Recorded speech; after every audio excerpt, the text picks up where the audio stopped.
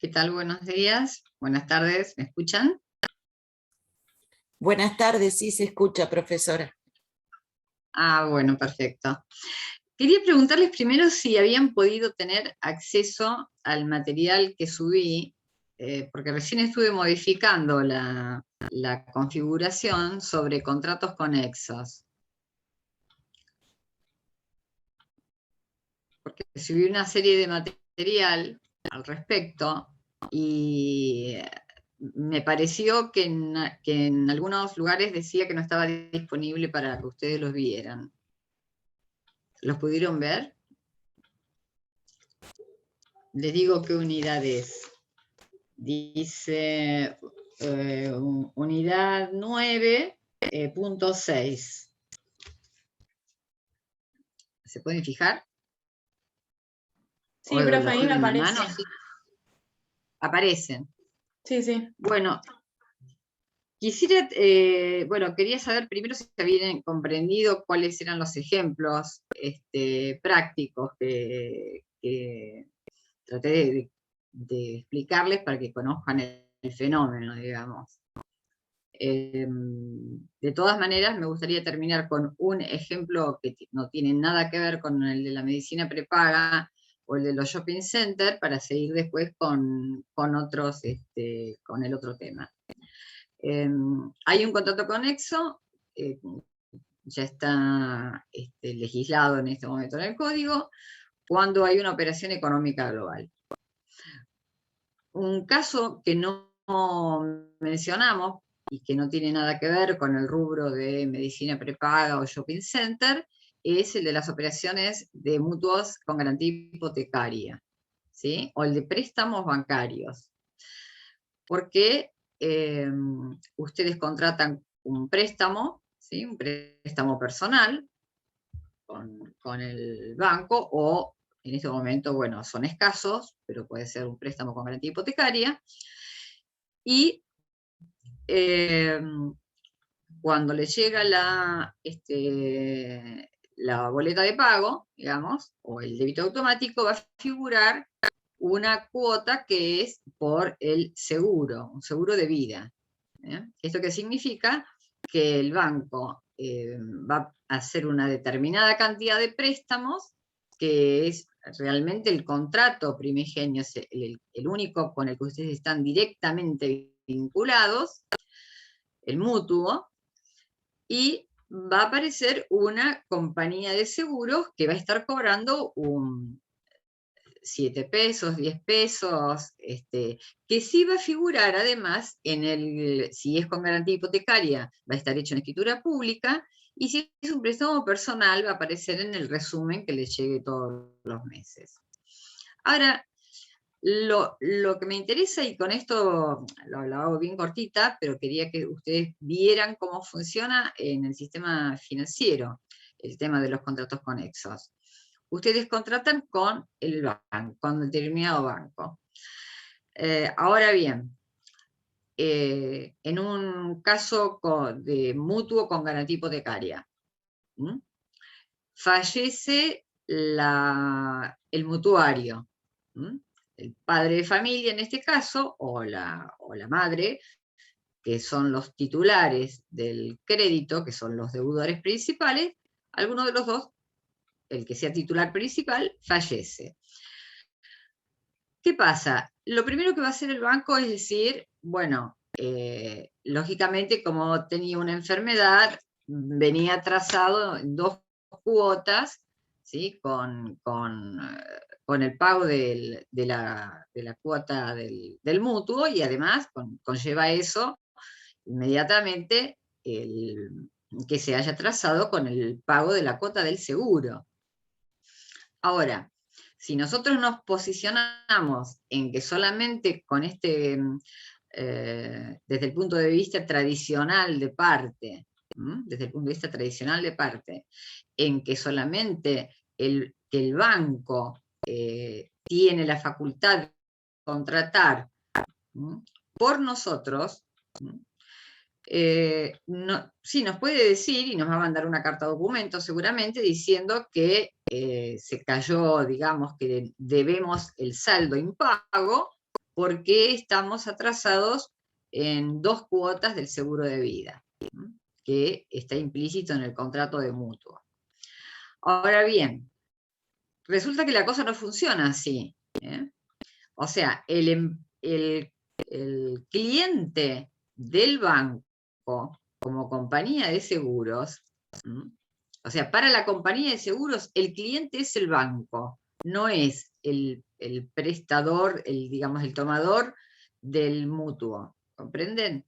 Entonces el banco va a hacer un cálculo siempre, según la cartera de clientes que tenga, la cantidad de mora que haya, va a ser un cálculo actuarial, como hacen las compañías todas las compañías de seguros y las prepagas también, sobre cuánta gente puede fallecer dentro de ese sector del mercado que tienen, dentro de en un mes, o en 3 meses, o en 6 meses. ¿Y qué va a sacar? Un seguro flotante. Es como el comerciante que tiene una flota de camiones repartidores, y no va a sacar, y va a sacar un seguro flotante, no van a chocar todos, lógicamente, en el mismo momento. Entonces va a sacar, si tiene 15, a lo mejor va a sacar un seguro flotante por una prima que implique 10 o 5, según el riesgo, digamos, que existe en cada zona. Con respecto al seguro pasa lo mismo. Entonces, ¿qué implica esto? Que aunque ustedes no hayan pagado, el banco todos los meses sí ha pagado a la compañía de seguros ese seguro flotante, si ha prestado a 20.000 personas, ha pagado una prima, ¿sí?, por 5.000. Y todos los meses paga esa prima a la compañía de seguros por 5.000 préstamos, que no están individualizados. Es decir, que en definitiva el seguro está pago. Y cuando ustedes intiman y dicen, realmente, quiero ver, digamos, si está pagada la prima del seguro que tiene el banco tal con la compañía de seguros tal, y la compañía de seguros le va a decir que está pagado. Entonces, miren ustedes qué consecuencia tan gravosa puede tener el hecho de que ustedes no sepan que en estos contratos conexos, en donde ustedes no tuvieron una relación directa con la compañía de seguros, ni la eligieron, ¿sí?, van a estar amparados porque el banco va a sacar una cantidad determinada para cubrir a todos estos prestatarios o mutuarios que han sacado préstamos. Y en el caso de los préstamos más pequeños, no existiría, digamos, demasiado inconveniente, pero en los préstamos con garantía hipotecaria, la diferencia es conservar la casa porque el seguro está cubriendo ante la eventualidad del fallecimiento, o no. Si ustedes se limitan al concepto tradicional de parte, quedarían fuera de la cobertura. Eso es bueno, con eso quería redondear un poco estas redes contractuales que se generan y que si no prestamos atención de cómo y quién contrata con quién, y cómo hay una operación económica global, porque la compañía de seguros no vendería tantas primas de seguros si tuviera que vender a particular por particular. Y al banco le sería mucho más oneroso sacar una prima de seguros por cada préstamo que otorgue. O sea, hay un interés económico global. Eso es un poco el concepto, el núcleo de lo que iba a implicar un contrato conexo. Les voy a pedir, chicos, gente, que pongan las camaritas, como les dije la vez pasada,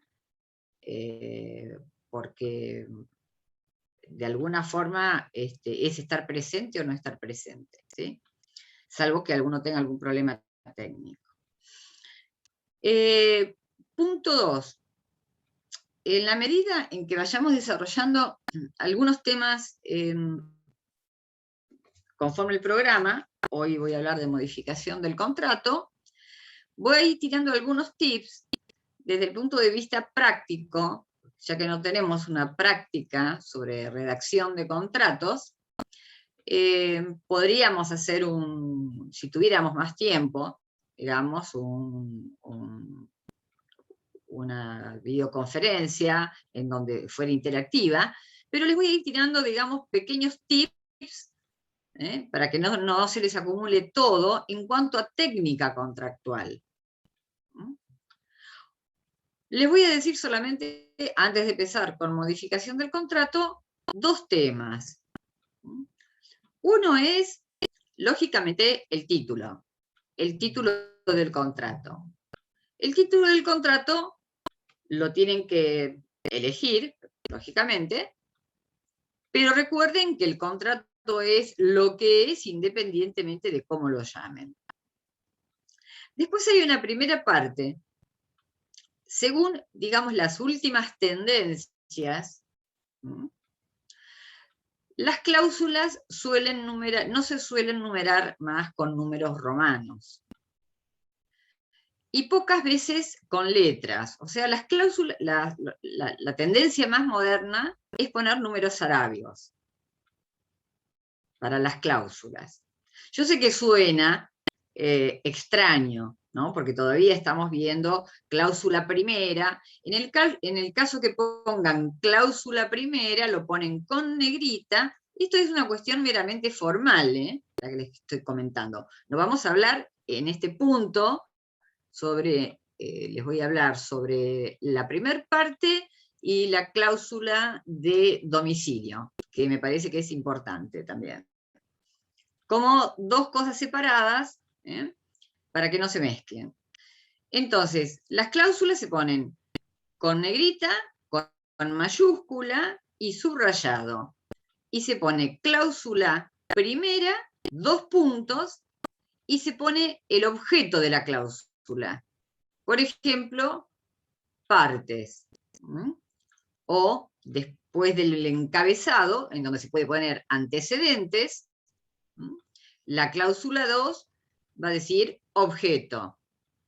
Ese cláusula 2 y objeto van con negrita, mayúsculas y subrayado. Ese es un tip que les paso, digamos, para que el contrato, al ser leído, sea más claro, sea potente, digamos, la manera en donde ustedes lo pueden asimilar, y no sea confuso. Lo importante es que sea claro. Ahora, en la parte de... Doctora, sí. a mí no me quedó claro. En cualquier cláusula se pone el objeto de la cláusula en particular, y en la cláusula 2 siempre va el objeto del contrato. ¿Es así? ¿Entendí bien? Bueno, se puede hacer un encabezado sin poner antecedentes. Yo suelo poner antecedentes entre fulano de tal y mengano de tal, en calidad de el comprador y, bueno, con domicilio en, ¿no? Que se puede poner partes, por ejemplo, ¿no? Pero se puede poner antecedentes, porque los antecedentes a veces te sirven para otras cuestiones que vamos a tocar en los contratos en particular. Como cláusula 2 vas a poner objeto. O sea, ¿cuál es el objeto del contrato? Como cláusula 3, 2 puntos, precio. Lógicamente que según la importancia de las cláusulas, las vas a ir numerando, ¿sí? De menor a mayor. Entonces, está bien visto en este momento que pongas con letra mayúscula, subrayada y con negrita, tanto el número de la cláusula como el objeto de la cláusula. Precio, resolución, y hay otra cuestión. Y con esto terminamos con la parte técnica, formal, por hoy, ¿no? Voy tirando para que no se empachen, digamos, con esta cuestión. Porque se puede armar una linda clase con técnica de redacción contractual. Generalmente, en la primera parte, donde se detallan los datos de las partes, se ponen los domicilios. ¿Mm? Se ponen los domicilios. El artículo 75 fue modificado y se puede poner, además del domicilio real, el domicilio electrónico. En realidad es una modificación, pero ya era de estilo, digamos, sobre todo en materia de contratos comerciales, poner el domicilio electrónico. Y después hay cláusulas posteriores en donde dice, por ejemplo, en caso de mora, será notificado, que la mora será, según el tema de que se trate, será notificado en el domicilio especial constituido. Para no repetir todo eso, yo suelo poner, y bueno, lo he aprendido, digamos, en este último tiempo, una última cláusula, que se pone cláusula 13ª, ¿sí? No, 13º, 13ª, 2 puntos, domicilios. ¿Sí? Y ahí ponemos, en relación, en vez de poner lo que se pone habitualmente, para todos los efectos derivados de este contrato, se tendrán como domicilios válidos o notificaciones, las notificaciones válidas, los domicilios constituidos en el punto 1, ¿sí? En vez de repetir todo eso, hacemos una cláusula en donde diga, primero, van a ser válidos los domicilios y van a poner vendedor, supongamos que estemos en una compraventa, vendedor, el domicilio real y el domicilio electrónico, comprador, el domicilio real y el domicilio electrónico. Si es una locación, acá estamos en otra cuestión, ¿sí? Porque generalmente el locatario constituye domicilio en el domicilio locado. Entonces, si hace abandono del inmueble, y decimos que para todas las cuestiones van a ser válidas, digamos, las notificaciones realizadas en un domicilio, que es solamente el domicilio físico, no lo podemos notificar nunca. En cambio, si ponemos el domicilio electrónico y que las partes acuerdan que serán válidas, ¿sí?, las notificaciones realizadas, como aquí rige el principio de la autonomía de la voluntad, según la importancia de la cuestión, en alguna de las cláusulas, por ejemplo, es súper importante una cláusula de resolución unilateral o de rescisión del contrato. Entonces se puede poner, incluso detallar, para tal y tal cuestión, las notificaciones deberán realizarse por carta o documento, supongamos, ¿no? Para el resto de las notificaciones, serán válidas, digamos, los domicilios electrónicos constituidos, y suele agregarse incluso, aunque la parte no reciba la notificación o se niegue a recibirla. Lo que es cuestionable es que a veces visto contratos en donde dice que será válida de todas maneras, aunque si por cualquier motivo no ha podido ser notificado. ¿Por qué? Porque en el caso, digamos, de que haya cambiado, sí se puede poner, por ejemplo, si cambia de domicilio en esa misma cláusula, para el caso que alguna de las partes cambie de domicilio electrónico, debe notificar por carta o documento a las otras partes, ¿sí? Lógicamente que lo que es cuestionable cuestionable, es decir, será válido, digamos, si no se recibe la notificación, cualquiera fuera el motivo de que se trate, porque puede haber fallecido la persona, y los herederos no se enteraron en ese momento. Entonces, para los casos en donde se suele constituir domicilio en el mismo bien locado o dado en comodato, hay que agregarle otro domicilio, en donde serán válidas las notificaciones.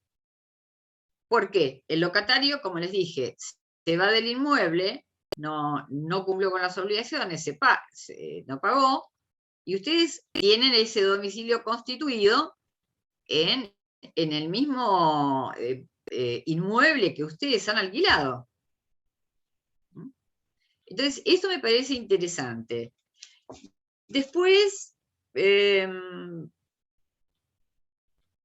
sí pueden poner, ya les dije, por cualquier causa no, pero sí pueden poner, al menos así alguna jurisprudencia que he leído lo ha aceptado, aunque haya dado de baja el domicilio electrónico.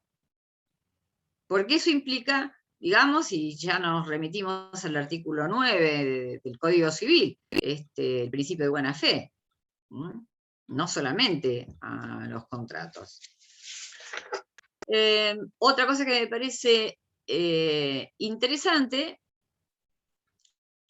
es, bueno, hay una resolución para el caso de los contratos estamos hablando de contratos paritarios acá. Para los contratos de consumo, para cuestiones financieras, el artículo 36 establece específicamente en su última parte que por cualquier cuestión derivada de conflictos, digamos, derivados de este contrato, deberá ser notificado en el domicilio del consumidor. Si el consumidor cambiara de domicilio, sería válida, digamos, la notificación, porque la cuestión es cuando hay que notificar una demanda. Porque el código dice que la demanda debe ser notificada en el domicilio real. Y acá viene esta aclaración con el contrato de locación. Porque si se fue, ya no tiene el domicilio real ahí. Ahora otra aclaración más. Si el contrato está hecho por escritura pública, digamos, sí es válido, según una nueva tendencia jurisprudencial y doctrinaria, que se pueda correr traslado de la demanda en el domicilio denunciado en la escritura pública. Ahora, si el contrato está hecho mediante un instrumento privado, hay que seguir las reglas procesales y debe ser notificado en el domicilio real, ¿sí?, del demandado, del que va a ser demandado. Esas son dos pequeñas aclaraciones que les quería hacer.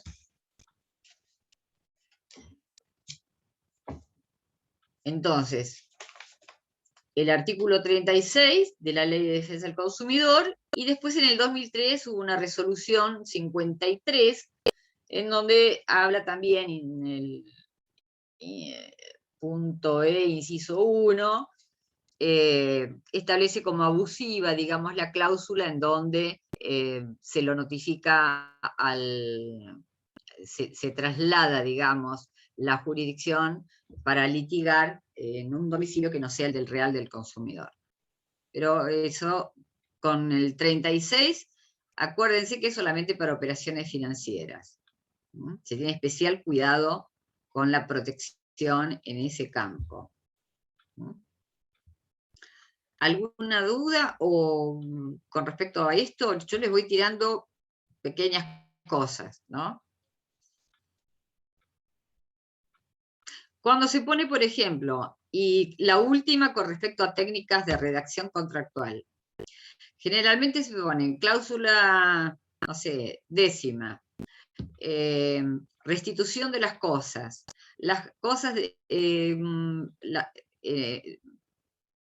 que han sido parte de la locación de un inmueble y que figuran en el anexo 1, generalmente 1 se pone con número arábigo, ¿sí? Porque hay contratos que son cortos, pero hay contratos que tienen 18 anexos, y la verdad es que, y nunca con letras, ¿sí?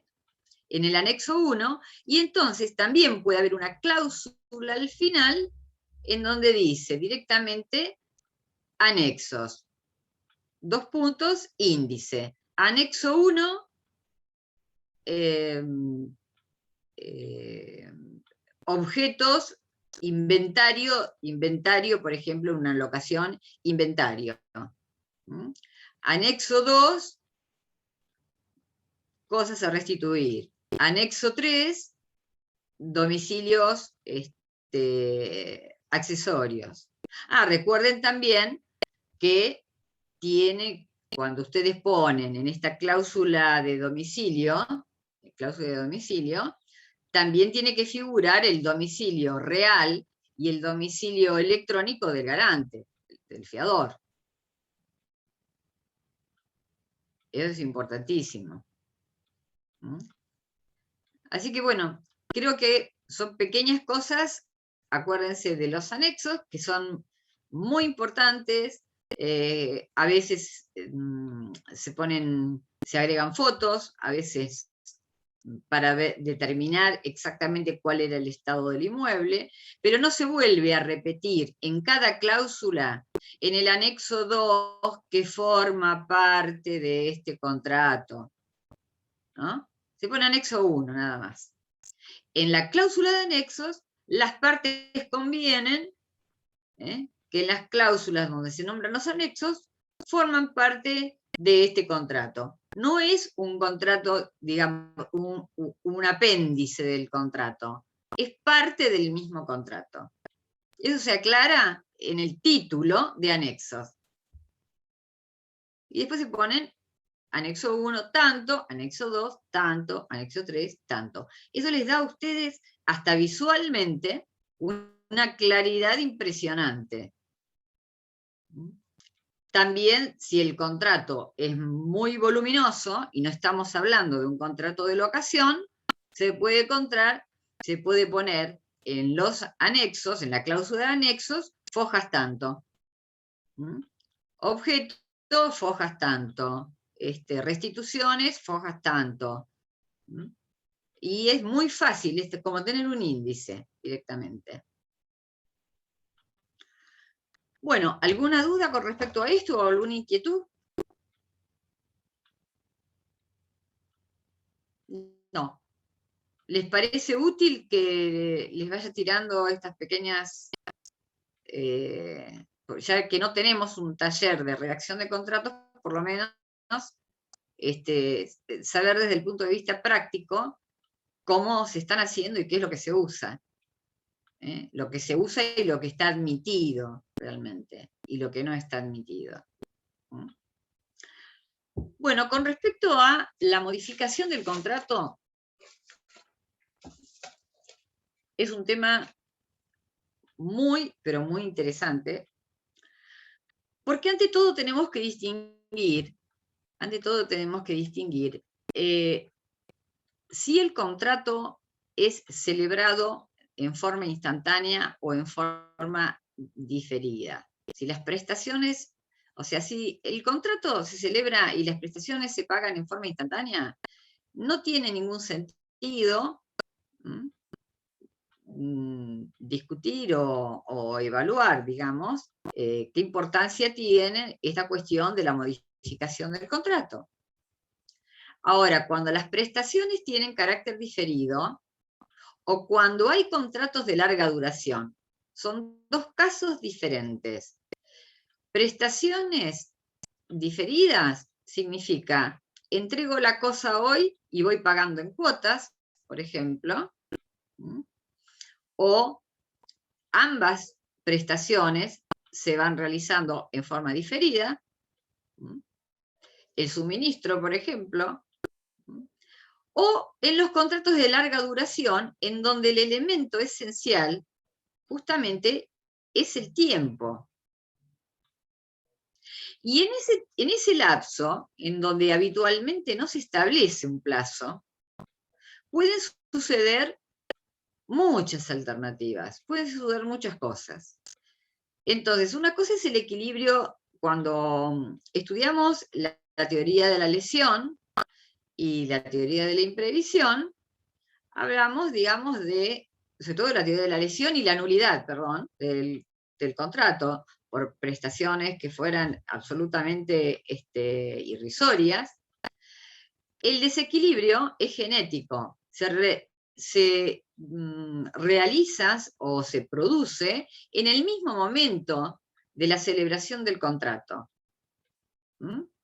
Recuerden la teoría de la lesión, hay una desproporción, y además hay un elemento subjetivo, que hay un aprovechamiento. Bueno, esto no vamos a volver sobre el tema, lo van a tener en el material, digamos, de la clase.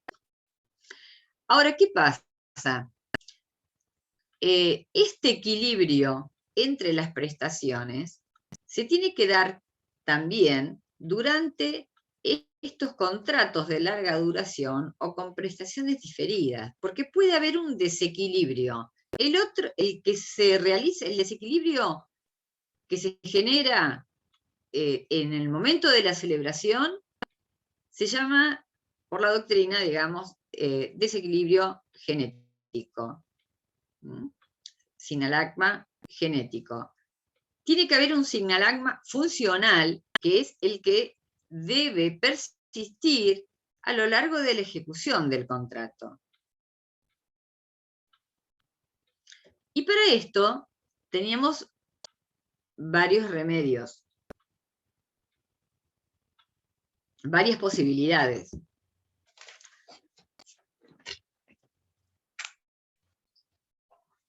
Tenemos que hacer un corte, lógicamente, aquí. Fíjense ustedes que, como lo hablamos anteriormente,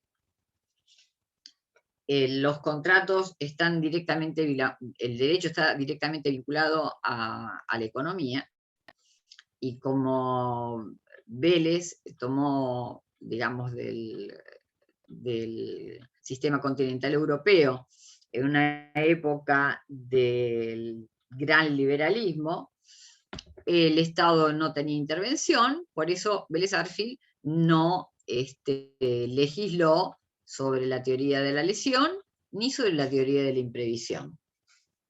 Quien dice contractual dice justo, así que esto directamente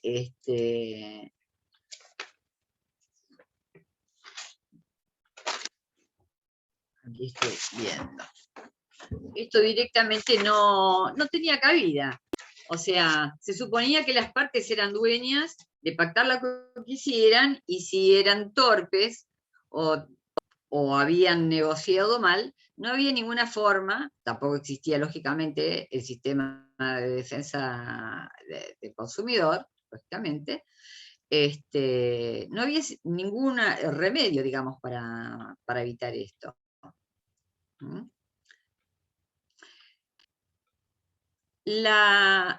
Aquí en el programa se habla de adecuación voluntaria y adaptación automática.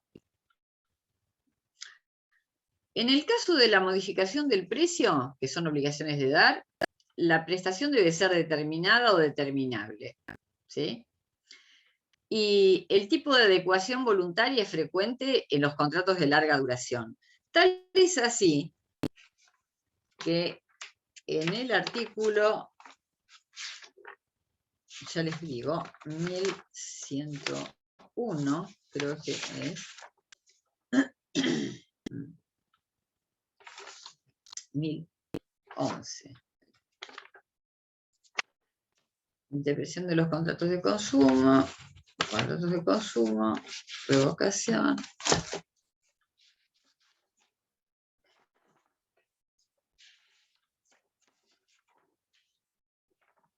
Ya les digo. Conexos.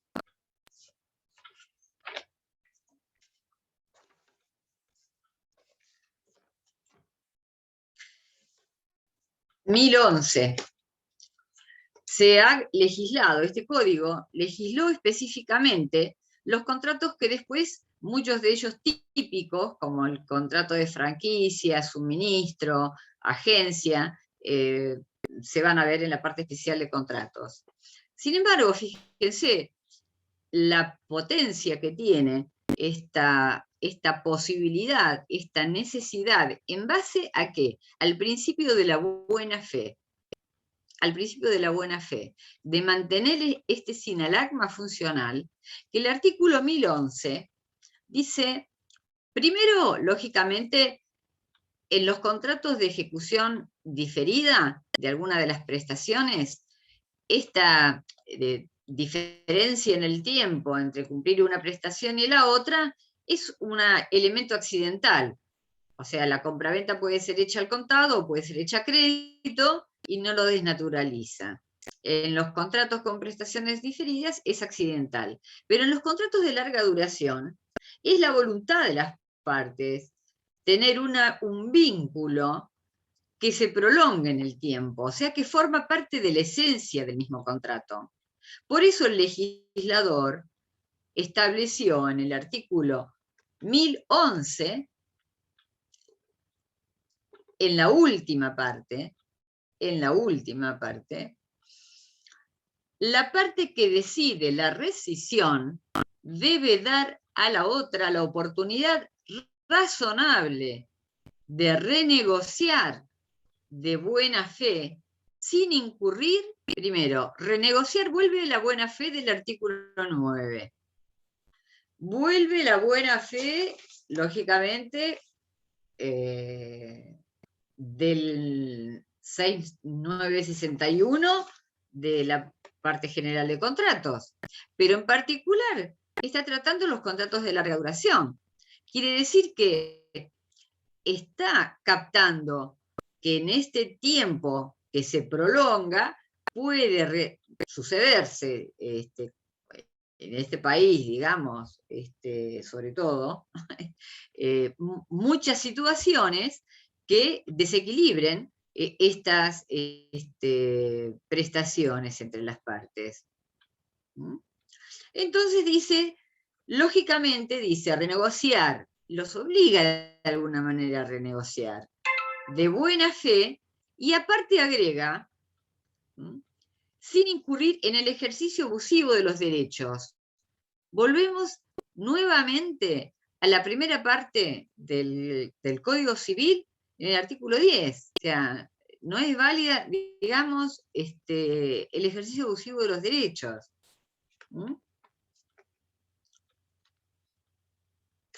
Ahora, antes de la ley de convertibilidad, teníamos mecanismos para justamente mantener entre contratos paritarios ciertas cláusulas indexatorias que mantenían esta ecuación funcional de un contrato.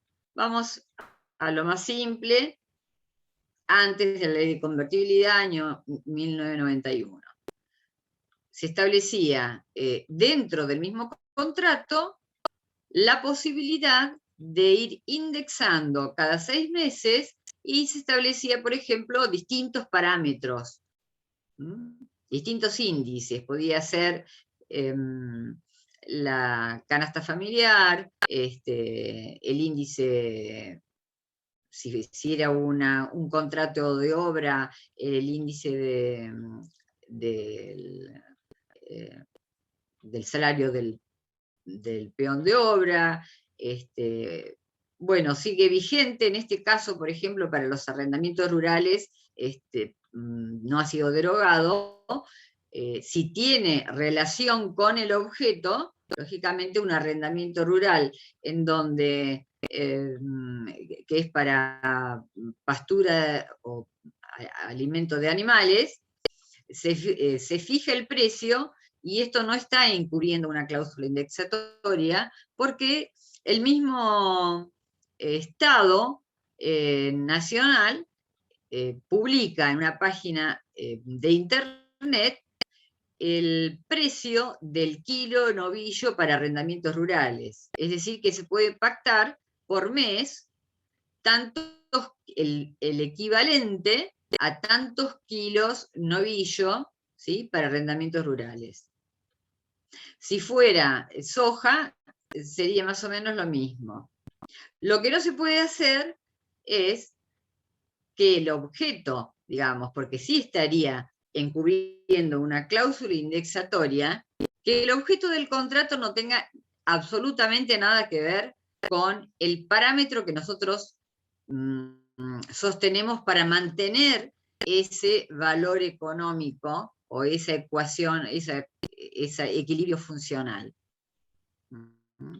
No sé si lo hablé con ustedes, pero bueno, acá hubo un caso muy conocido de una confitería que todavía existe, que se llama Barracuda, que está en Microcentro, en donde llegó a la justicia porque justamente se había cuestionado, porque el valor que se había pactado como alquiler al locatario del local, y que estaba explotando el fondo de comercio, era el de 100, el del precio de 1000 pocillos en el mostrador, en la barra significa, ¿no?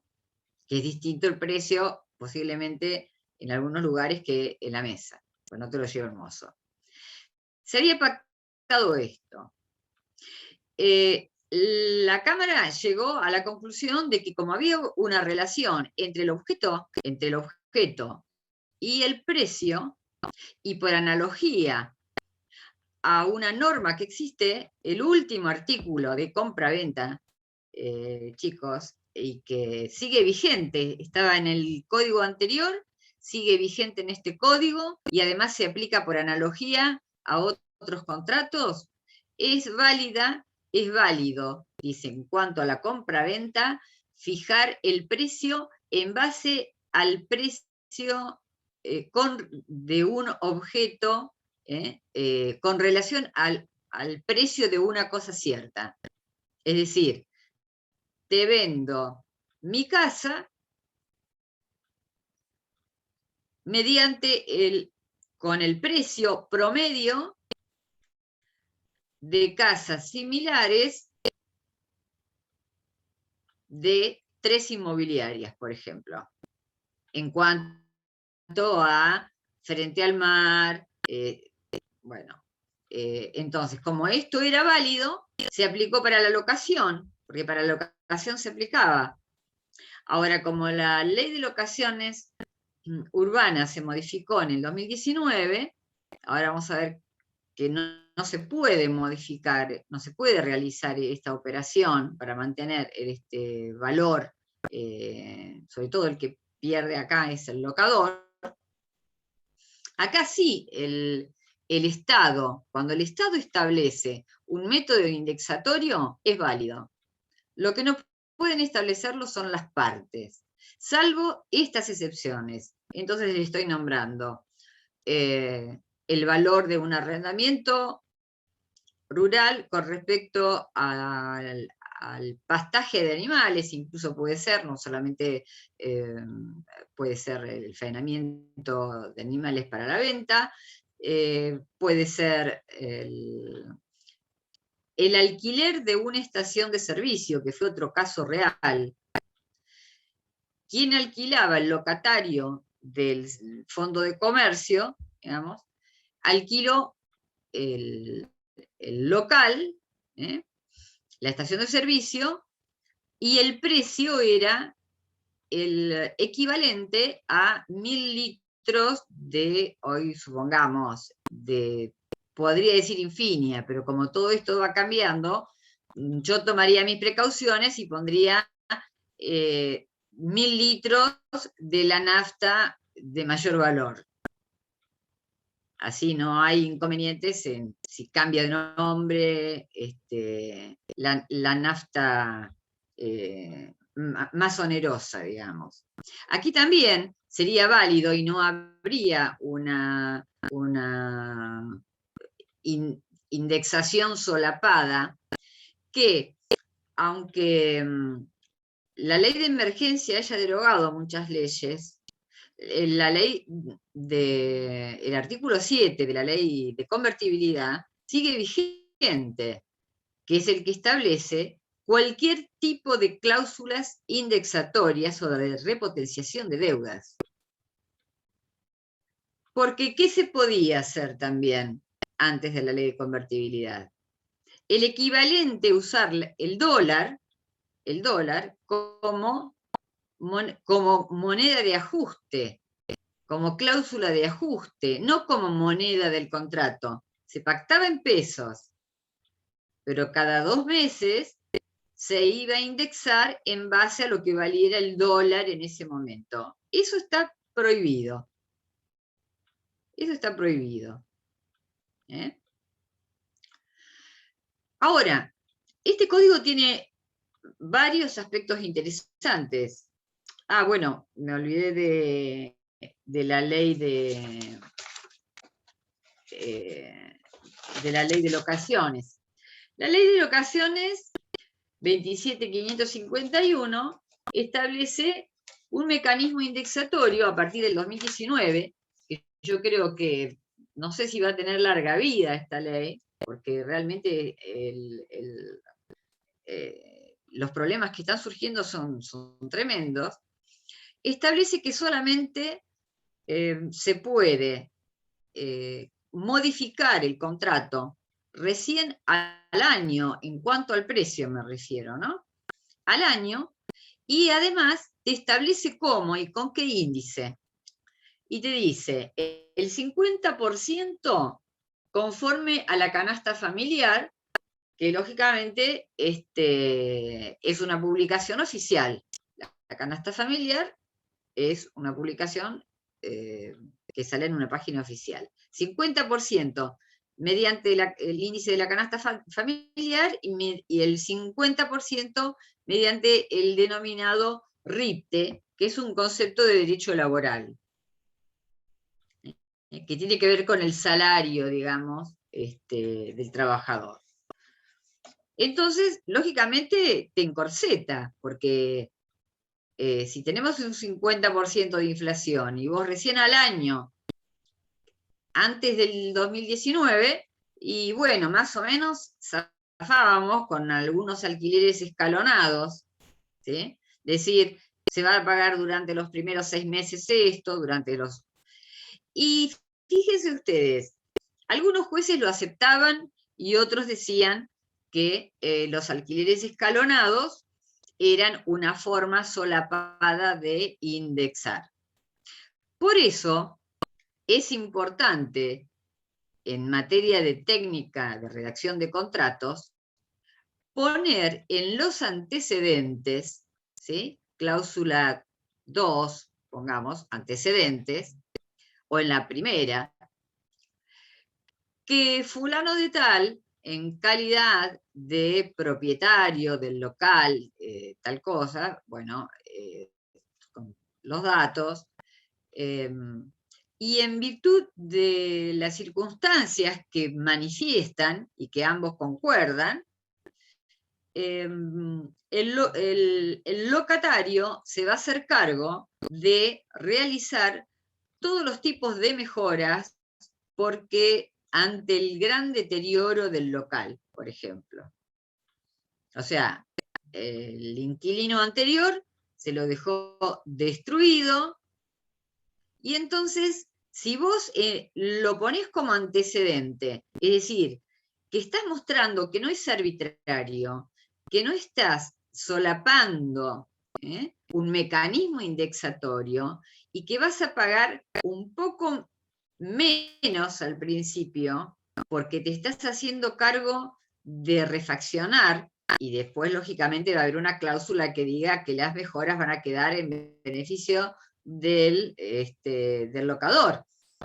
Entonces ahí sería ya más cuestionable para un juez decir que tenés una cláusula de modificación del contrato que está encubriendo una cláusula indexatoria. ¿Mm? Lógicamente tiene que ser real, ¿no?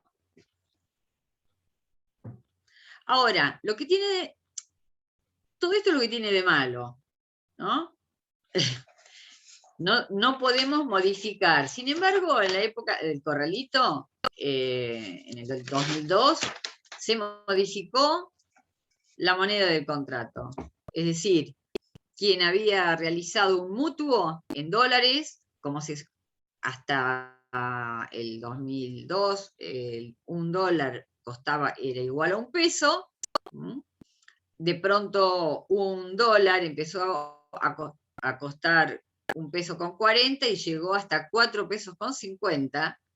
El acreedor realmente se la vio en figuritas, el deudor, perdón, para poder cumplir con esa obligación. Entonces se establecieron dos mecanismos diferentes. Uno, cuando vos habías contratado con un servicio financiero, y otro cuando habías contratado con un prestamista privado. Y aquí fíjense que nuevamente, como nace la teoría de la imprevisión con el llamado Rodrigazo, la hiperinflación, nuevamente la jurisprudencia es la que proporciona la solución. Y dice, para este hueco que no cubre la ley de emergencia, y bueno, no solamente la ley de emergencia, en la época del corralito, sino decretos reglamentarios, resoluciones del Ministerio de Economía, que algunos pidieron la inconstitucionalidad, otros pidieron los famosos amparos, que en realidad eran medidas cautelares innovativas. Pero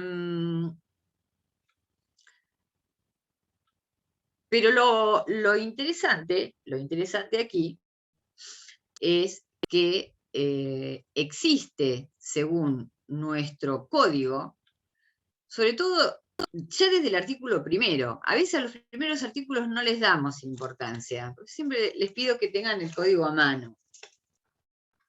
En el artículo primero, como fuente del derecho, y esta es una innovación, dice fuentes y aplicación. En los casos que este código debe ser resuelto, o sea, en los casos en que este código se aplique, deben ser resueltos según las leyes que resulten aplicables, conforme la Constitución Nacional, y habla de los tratados de derechos humanos en los que la República sea parte, ¿sí? O sea que hay un derecho supranacional cuando el Estado ha adherido a un convenio internacional. Entonces, un convenio como, por ejemplo, la Convención de Compraventa Internacional de Viena, que nosotros la tenemos incorporada como ley interna, si bien no habla de la imprevisión, ¿sí? Sí habla de la recomposición en base a las normas de la buena fe.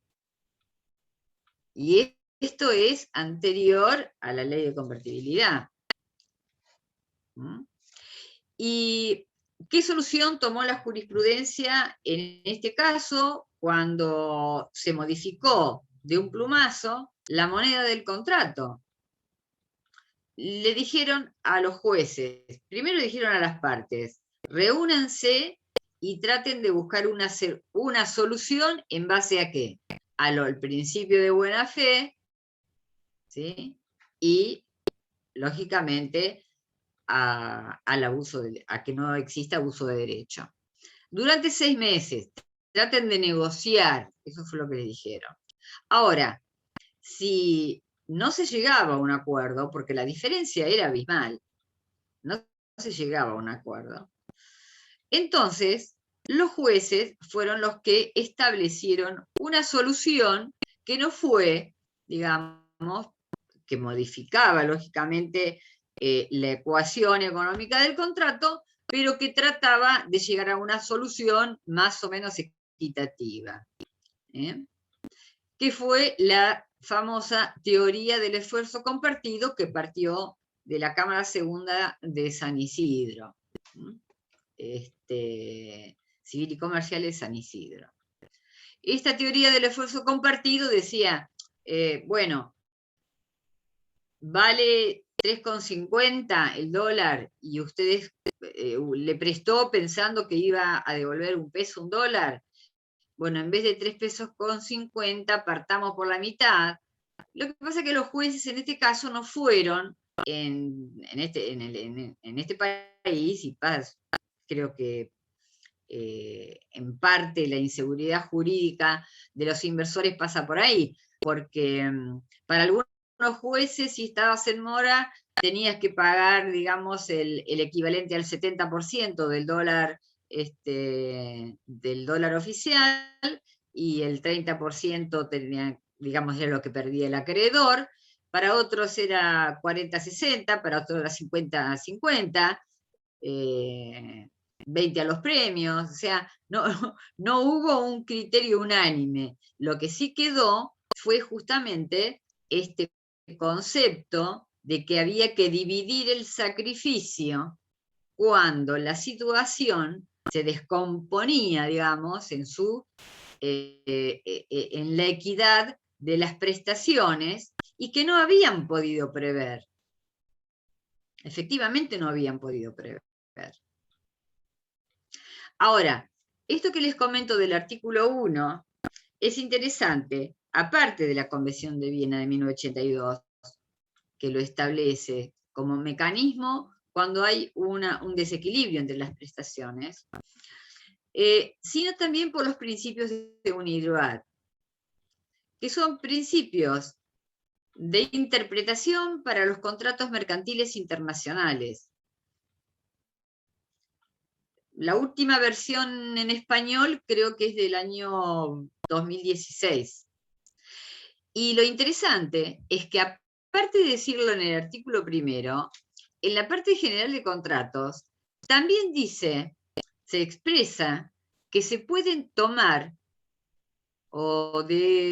las cláusulas internacionales, para contratos internacionales, como normas de interpretación, ¿sí?, y aplicarlas a los contratos de derecho interno. Es decir, que vos podés poner en un contrato de derecho interno que, aunque ante una determinada, en materia de interpretación, por ejemplo, vos hablamos de minutas, de cartas de intención, de borradores, que lógicamente nos van a servir todos esos instrumentos previos para ver qué es lo que efectivamente quisieron las partes. Pero podés agregar además que se van a aplicar como pautas de interpretación las normas de UNIRVAD, aunque el contrato no tenga ningún punto de conexión internacional. Y esto es muy interesante, porque nos estamos colgando del primer mundo. ¿Sí? Hay otras cláusulas que me parecen interesantes, básicamente por la diferencia que existe con el caso, con la teoría de la imprevisión.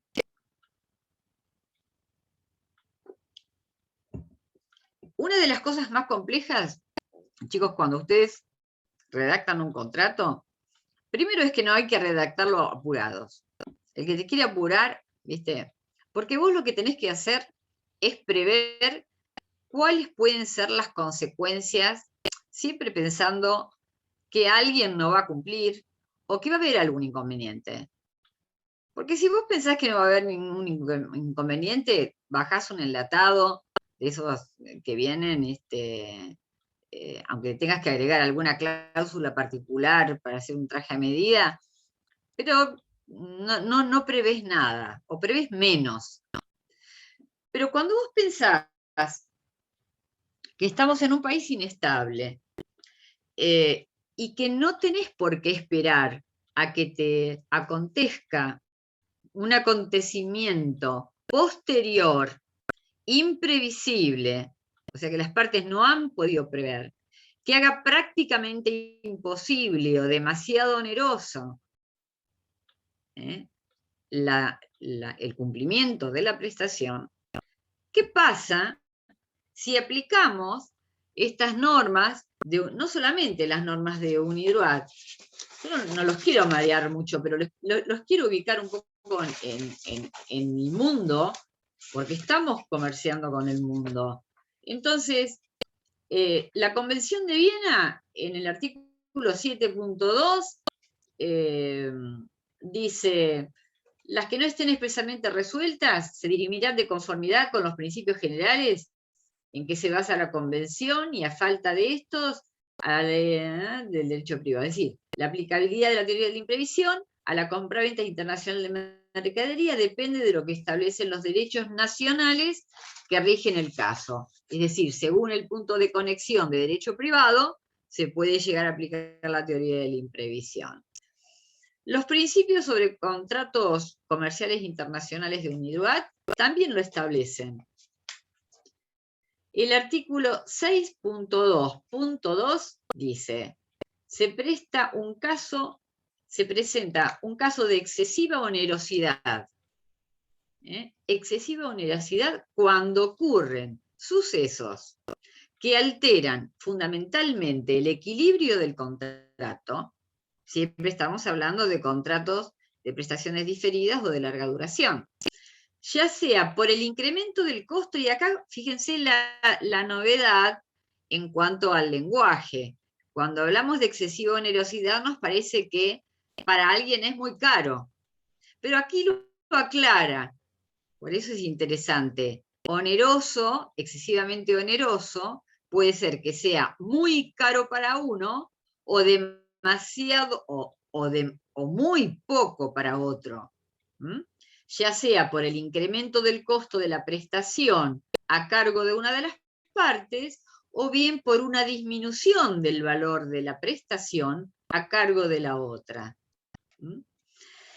Ahora bien, esta cláusula de equidad, denominada cláusula de equidad en castellano, o cláusula de hardship, la gran ventaja que tiene es que, y la diferencia con la teoría de la imprevisión, es que la teoría de la imprevisión justamente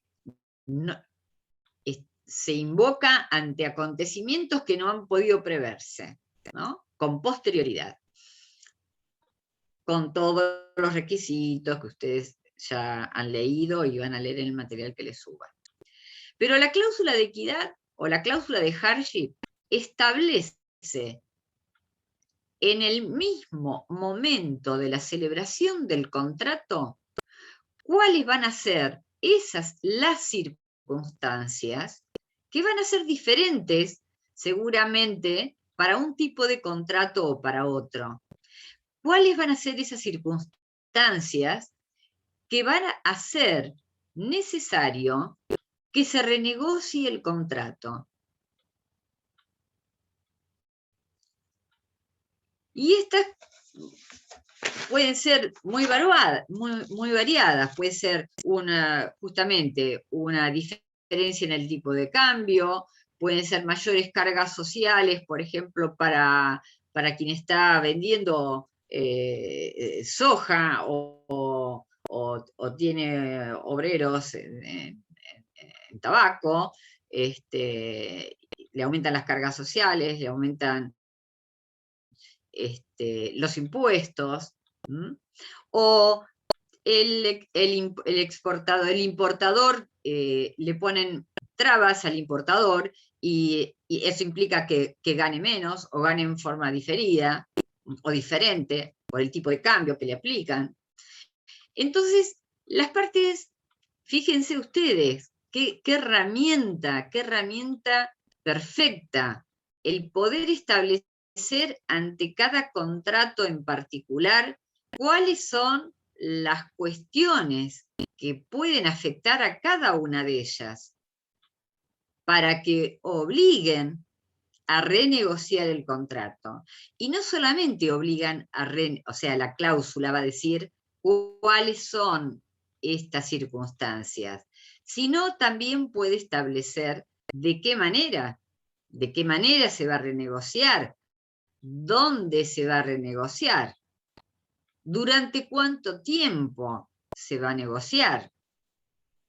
Y algo que es importante también, que es uno de los elementos más complejos cuando se frustra justamente un contrato, o se rescinde un contrato, o se resuelve por incumplimiento de una de las partes, es la cuantificación del daño. Es decir, que en esta misma cláusula de equidad, las partes se pueden poner de acuerdo en cuánto va a costar si no llegan a un acuerdo. Fíjense todo lo que se están ahorrando. Porque en definitiva, esto se puede arreglar sin llegar a tribunales. Si es lo suficientemente claro, y por eso vamos a hablar también en técnicas de redacción de contratos que deben ser claros. Debe ser claro como para el hombre común, salvo lógicamente que se esté tratando de un contrato entre técnicos, ¿no? Donde las palabras son efectivamente técnicas. Pero en general tiene que ser claro.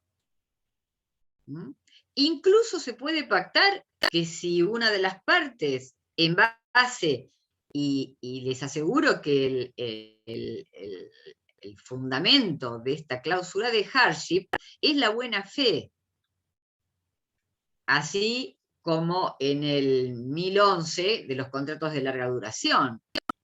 Está basado en la buena fe contractual. Entonces podríamos decir que sí rige es un elemento importante del aforismo pacta sunt servanda, o sea, los pactos se hicieron para ser cumplidos. Para resumir, podríamos decir algo. Pacta sunt servanda siempre que revoxis tantibus. ¿Qué quiere decir esto? Los contratos deben ser cumplidos siempre que la situación o el contexto permanezca.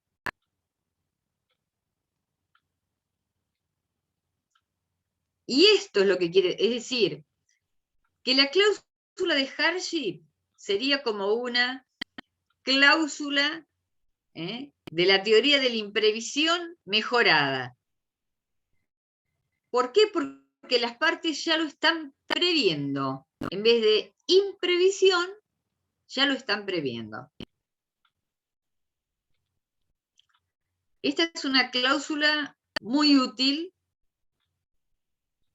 Me ha tocado, por suerte, la posibilidad, además como beneficia a las dos partes. A veces se puede incluso elaborar, cuando uno elabora un contrato con el concepto win-win, ganar-ganar, en donde las dos partes tengan la posibilidad de salir bien parados, ¿sí? A veces lo puede hacer un solo abogado. O, lógicamente, lo más probable es que la otra parte vaya asesorado o vaya acompañado con su letrado, pero que si ve que es equitativo el contrato y que le va a permitir una salida elegante, si no se llega a un arreglo, a veces ni siquiera interviene. Esto es fantástico. Pero para eso hay que tomarse el tiempo, no hacer las cosas apurados.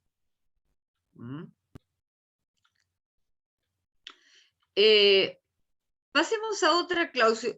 Nos queda poco tiempo. ¿Alguna duda con respecto a esto? O sea, teoría de la lesión lo invoca lógicamente la parte, hay un elemento objetivo y uno subjetivo, hay una desproporción grosera entre las prestaciones, pero hay un aprovechamiento de una parte hacia la otra en el momento de la celebración del contrato. En la teoría de la imprevisión hay un equilibrio genético y hay un desequilibrio funcional a lo largo del tiempo en los contratos de larga duración o de prestaciones de cumplimiento diferido.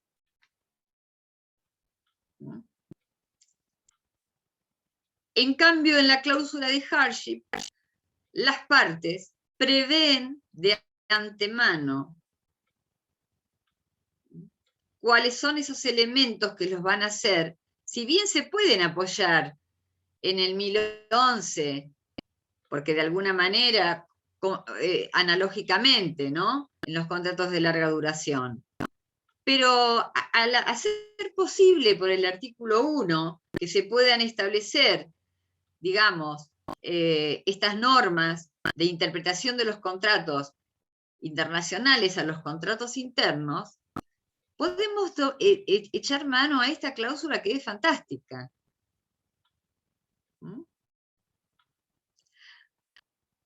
Si no hay dudas sobre esto, paso a otra cláusula que me parece muy interesante y que no la van a encontrar en los libros, y que se usa. Para determinadas áreas se usa. Bueno, otra cláusula que modifica el contrato posteriormente a su celebración es la del cliente más favorecido. Después les voy a subir creo que tengo un audio para subirles, porque a veces es ameno, en vez de tener que leer tanto, hacerse las uñas, no sé, y escuchar el audio, ¿no? Algo más. Y haciéndote los claritos y escuchar el audio. Lo digo en broma, pero cambiar un poco de estar todo el tiempo leyendo a veces agota más que cambiar un poco los sentidos, ¿no? Por eso creo que se las voy a subir de todas maneras, aunque quiero que la entiendan en este momento. Y voy a tomar dos ejemplos prácticos en donde efectivamente se usa. Un ejemplo es el de la industria tambera. Es decir, La Serenísima, El Amanecer, Cotar, Milcao, los que quieran, que sean empresas separadas, ¿no? No tienen tambos propios.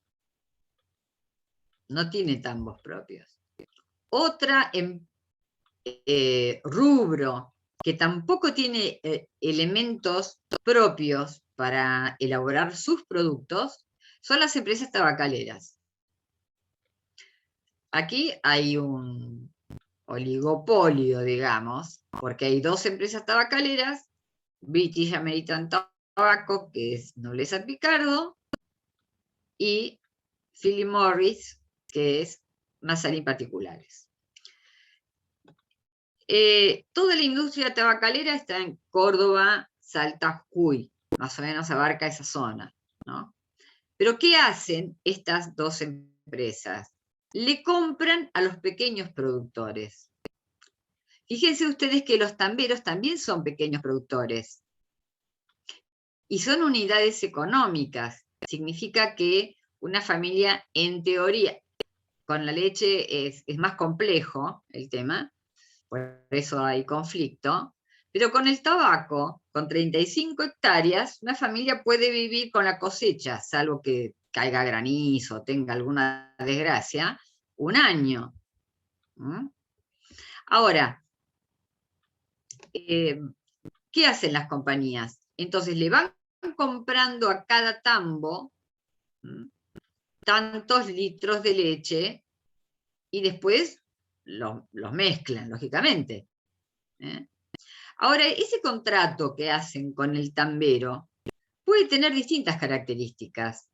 que pueden cambiar la ecuación económica para una parte o para la otra. Por ejemplo, si tu tambo está sobre la ruta, vos directamente pasa el camión, se pone, entra por el caminito y tiene el producto. Ahora, si tu tambo está a 5 kilómetros hacia adentro de la ruta, donde pasa el camión que va a comprarte el producto, tenés que fijarte quién paga el combustible. ¿Te lo van a buscar? ¿Te pagan el combustible? La cuestión es, ¿lo van a buscar a tu tambo o vos tenés que llevarlo con el precio de la nafta o el gasoil, digamos, que es, digamos, muy volátil en este momento? Otro tema que arreglan, al tener que juntar muchos productos, o sea, de muchos productores, necesitan tener un producto homogéneo. Para tener un producto homogéneo quiere decir con tanto tenor graso, que sea libre de brucelosis, que necesitan determinadas garantías. Entonces es muy factible que les proporcionen un veterinario para que a lo mejor los vacune gratis, o vaya cada tanto tiempo para ver cuál es la densidad, digamos, de la leche que están produciendo las vacas, el tambo. Y en el caso del tabaco, mandan algunas empresas, ¿sí?, a estos pequeños productores que además están muy separados unos de otros. Los tamberos en general están en zonas planas, pero en el noroeste, aunque haya 30 kilómetros de diferencia, pueden tener un cerro en el medio, ¿no? Entonces no saben qué es lo que contrataron y de qué manera contrataron, porque qué es lo que les pueden adelantar. Les pueden enviar gratuitamente un ingeniero agrónomo para que los asesore. ¿Por qué? Porque por interés de la compañía que se los va a comprar. Porque quieren comprar el producto más homogéneo, porque después lo mezclan todo, aunque lo dividan en categorías, en clases. Entonces, ¿cómo sería pactar con alguna de estas empresas esta cláusula de cliente más favorecido? Yo pacto con la Serenísima que no van a venir a buscar el producto a mi tambo, por lo tanto, tengo que cargarlo y llevarlo con la camioneta hasta la ruta. Ahora, si yo agrego en ese convenio, lógicamente, una cláusula de cliente más favorecido, que no hace falta que se ponga así, técnicamente alguien lógicamente lo va a poner, pero lo podés poner, aunque pongas el nombre, significa esto. Si con posterioridad la misma empresa pacta en mejores condiciones con otro tambero, esas condiciones automáticamente se van a incorporar a mi contrato.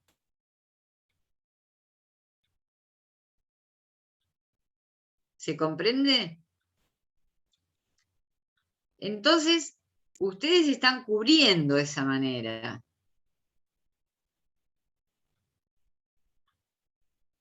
Porque además a veces esta cuestión de adelantarte fertilizantes o el asesoramiento de ingenieros agrónomos, a veces depende mucho de la política de la empresa, de quien esté en ese momento, ¿no? Entonces, no es que se haga de mala fe, a lo mejor cambia la política de la empresa. Cambió el gerente general y decidió que sí, no, que las vacunas se las van a proporcionar ellos y en todo caso le van a hacer una retención después de un porcentaje, o se la regalan. ¿Por qué? Porque les interesa no mezclar en un mismo tambor leche que tenga, digamos, algún tipo de bacteria o que no tenga la densidad necesaria. ¿Mm? Entonces, esto sería a grandes rasgos 2 cláusulas. Ya hablamos de lo que no se puede hacer, ¿no? Hablamos de lo que no se puede hacer. Ahora, sí tenemos que tener en cuenta qué es lo que sí podemos hacer. Es poco probable, según el lugar donde se radiquen, que tengan que poner una cláusula de cliente más favorecido. Pero a lo mejor les puede pasar con un papero de ¿cómo se llama? De Balcarce, cuando pasa el camión que hace las papas industrializadas, y puede pasar lo mismo, que tu pequeño emprendimiento esté lejos de la ruta o esté dentro. Y si pactó con otro al que le compre la misma cantidad para lo mismo en la misma empresa, también lo podés pactar en el contrato. Lo importante es eso, que lo tengan, que lo pacten, que lo prevean. ¿Mm? Y también pueden prever qué pasa ante el incumplimiento. ¿Mm? Una multa, una cláusula penal, algo. Básicamente puede ser una indemnización que puede impactar en tantos kilos de papa o en tantos litros de leche, que eso sería lo más acomodado, porque ustedes fíjense que no sería una cláusula prohibida, porque tiene que ver con el objeto del contrato.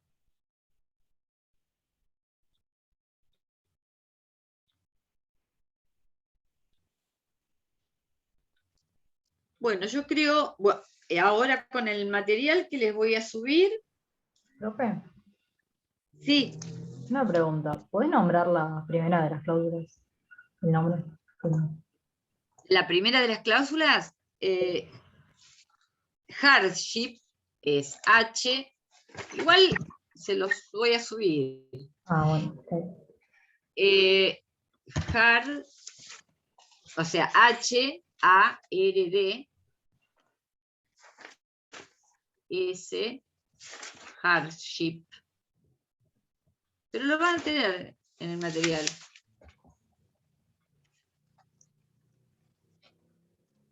Entonces puse la Convención de Viena, estos principios de UNIDROIT. También en los principios de Derecho Europeo de Contratos se ocuparon de lo mismo, conforme se adaptaron a los principios de UNIDROIT en Europa, en la Unión Europea también, adoptaron los mismos criterios.